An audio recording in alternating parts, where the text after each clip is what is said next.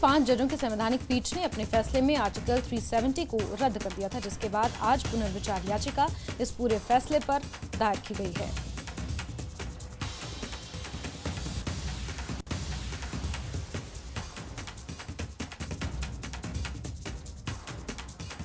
सुशील हमारे सहयोगी इसी खबर पर ज्यादा जानकारियों के साथ जुड़ गए हैं। सुशील, जैसा कि जिक्र किया जा रहा था तमाम पार्टियों द्वारा कि पुनर्विचार याचिका दायर की जाएगी और आज वो मौका है जब सुप्रीम कोर्ट में उच्च न्यायालय में ये याचिका दायर कर दी गई है।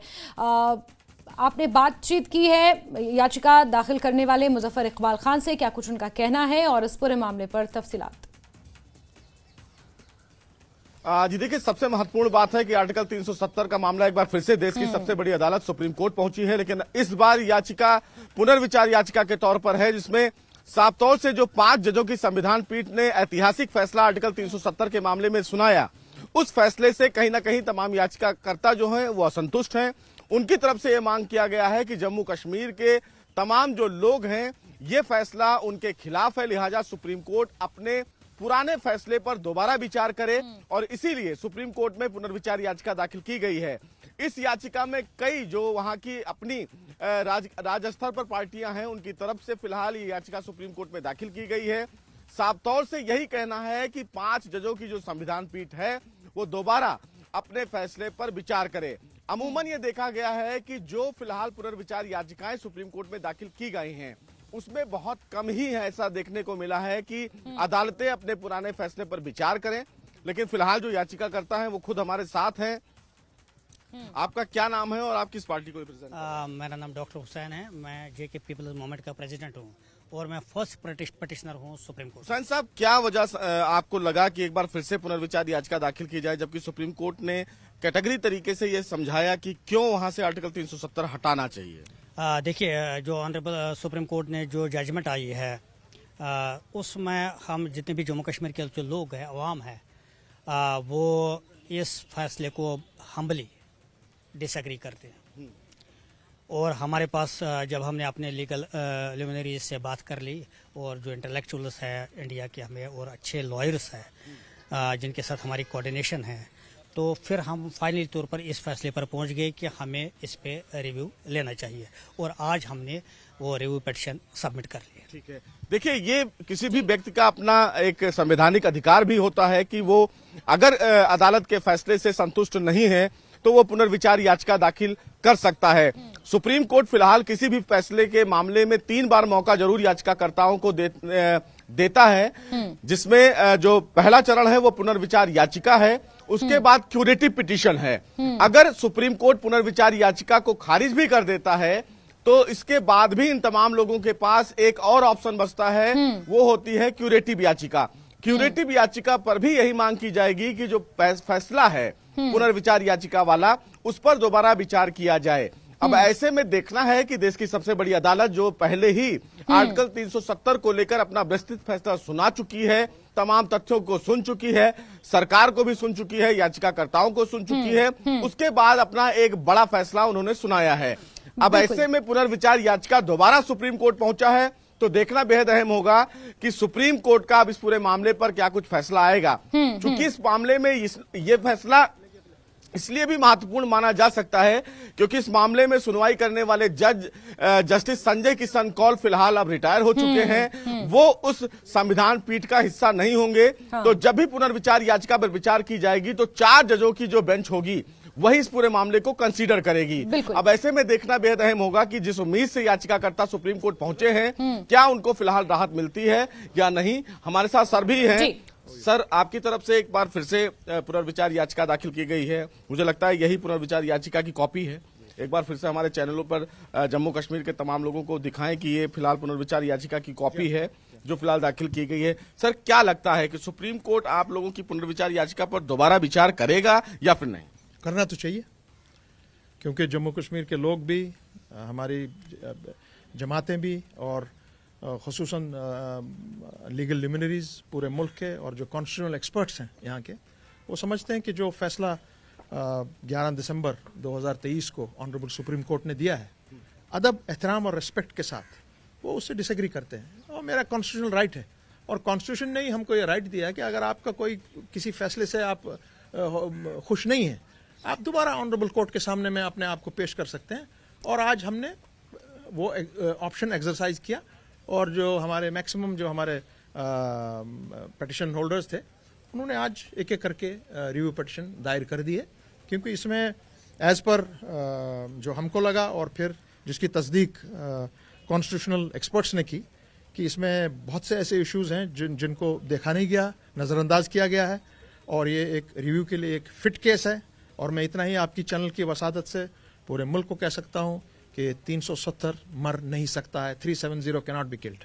लेकिन सर साफ तौर से लोगों का ये कहना है कि राजनीतिक रूप से इसको जिंदा रखना चाहते हैं, राजनीतिक फायदे के लिए पुनर्विचार याचिका दोबारा सुप्रीम कोर्ट में दाखिल की गई है। आपको लगता है कि इस पूरे मामले को जिंदा रखने से कहीं न कहीं जम्मू कश्मीर में राजनीतिक पहल जो है वो जिंदा रहेगी? जी नहीं, नो, ये एक कॉन्स्टिट्यूशनल इशू है।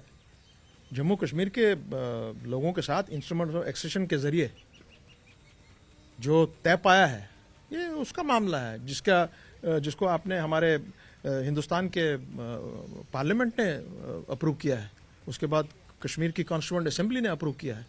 ये और जो हमारा आईन है, कॉन्स्टिट्यूशन ऑफ दिस कंट्री, उसने जो हमारा कॉन्स्टिट्यूशन दिया जम्मू कश्मीर में, सो इन दोनों का 370 इसका एक ब्रिज है, उसको तोड़ना शायद पॉसिबल नहीं है। लेकिन सर सुप्रीम कोर्ट ने अपने फैसले में ये स्पष्ट कर दिया कि एक संविधान होना चाहिए, एक देश में एक संविधान होना चाहिए।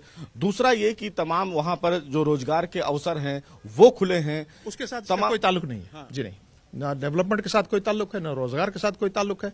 It's purely a constitutional matter और प्योरली जो arrangement between the union of India and the state of Jammu and Kashmir as exercised under the instrument of accession by the Maharaja of the state and then converted into 370 through a proper action approved by the Parliament of India। और बाकी जो इसकी जो nitty-gritties हैं जो आज इस पर बताया गया है, वो अब दोबारा जब ये केस उठेगा और लगेगा उस वक्त पता लगेगा क्या है। लेकिन सर सुप्रीम कोर्ट ने एक बार और भी स्पष्ट किया कि राष्ट्रपति जो है वो फिलहाल सर्वमान्य है, अगर संविधान के तौर पर देखा जाए तो राष्ट्रपति का फैसला सही माना। सुप्रीम कोर्ट ने इससे पहले भी ऑनरेबल सुप्रीम कोर्ट ने 12 जजेस पे जो बेंच था उसमें अपहोल्ड किया है 370 को। सो ये इशू है जो इसमें बहुत ही खामियां दिखी, संवैधानिक क्लियरेंस की बहुत ही जरूरत है। और वो आज हमने वो ऑप्शन जो हमको आईन और कानून ने दिया है, वो ऑप्शन आज हमने एक्सरसाइज करके एक अपना रिव्यू पिटीशन डाला है। तो देखिए साफ तौर से संवैधानिक पहल है, जो संवैधानिक बहस है वो फिलहाल जारी है, चूंकि अधिकार इन्हें संविधान ये देता है कि वो पुनर्विचार याचिका फिलहाल इस पूरे मामले में दाखिल कर सकते हैं। उसी आधार का फिलहाल इन लोगों ने उपयोग करते हुए पुनर्विचार याचिका सुप्रीम कोर्ट में इन्होंने दाखिल की है। अब फिलहाल एक बार फिर से गेंद जो है वो सुप्रीम कोर्ट की दहलीज में है। देखना है कि इस पूरे मामले में फैसला किसके पक्ष में है। कहा भी जाता है कि अगर मुकदमा जीतो तो उसमें उन्माद भी नहीं होना चाहिए, अगर हार गए तो विषाद नहीं होना चाहिए। तो फैसला फिलहाल अब सुप्रीम कोर्ट को करना है कि आर्टिकल 370 के मामले पर उसका आखिरी फैसला क्या होगा। लेकिन फिलहाल याचिकाकर्ताओं की तरफ से जो एक कदम था उसको लेकर कहीं ना कहीं आगे बढ़े हैं। अब आखिरी फैसला देश की सबसे बड़ी अदालत को लेना है। देखना है कि सुप्रीम कोर्ट इस मामले में क्या कुछ अहम आदेश जारी बिल्कुल सुशील, देखना अहम होगा कि सर्वोच्च न्यायालय कब इस पूरे मामले पर दोबारा सुनवाई करता है, अगर करता भी है या नहीं, ये भी देखना महत्वपूर्ण रहेगा। सुशील, बहुत शुक्रिया हमारे साथ जुड़ने के लिए। पिटीशन दाखिल की है, क्या उम्मीद कर रहे हैं आप? देखिए, कॉन्स्टिट्यूशन ऑफ इंडिया हमें इजाज़त देता है कि अगर आप जो भी जजमेंट आई है ऑनरेबल कोर्ट की तरफ से, उसको जम्मू कश्मीर की जो अवाम ने और ख़ासकर जो पटिशनर्स है, हमने बड़े अब इसको हम हम्बली डिसएग्री किया। तो इसलिए हमारे पास जो ऑप्शन बचा है दोबारा सुप्रीम कोर्ट जाने का, वो था कि हमें रिव्यू पिटीशन करना चाहिए और हमने आज रिव्यू पिटीशन दायर कर ली।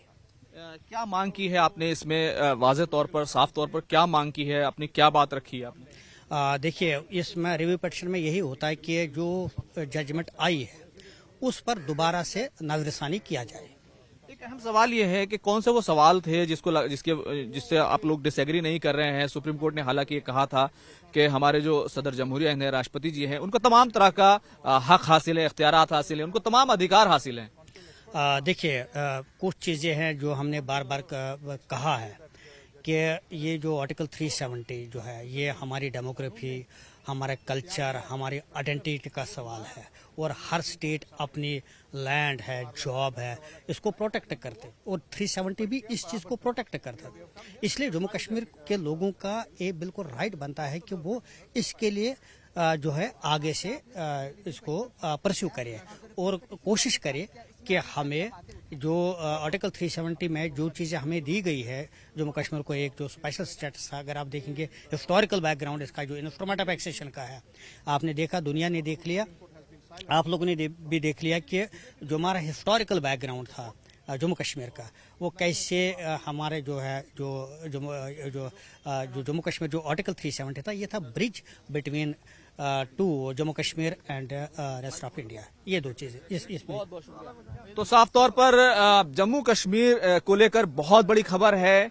जो रिव्यू पिटीशन है वो दाखिल की गई है। हालांकि सुप्रीम कोर्ट ने यह कहा था कि जो राष्ट्रपति हैं उनको तमाम तरह का अधिकार हासिल है, जम्मू कश्मीर की किसी भी तरह की सॉवरेनिटी वो बाकी नहीं बची थी और जो कुछ किया बिल्कुल सही था। लेकिन उसके बाद भी कई सवाल थे, जिनमें अहम सवाल ये था कि जिस तरीके से तमाम चीजें की गई और उसी के साथ साथ जिस तरीके से राष्ट्रपति शासन लगाया गया, जिस तरीके से जम्मू कश्मीर को यूटी बनाया गया, उसको लेकर तमाम तरह के सवाल उठे थे। बहरहाल एक बार फिर ये तमाम मामला सुप्रीम कोर्ट के सामने पहुंच चुका है।